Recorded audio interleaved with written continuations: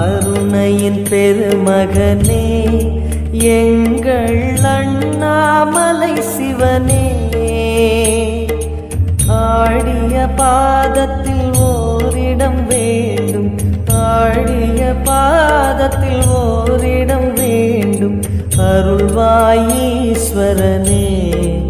அன்பே அருணாச்சல சிவனே.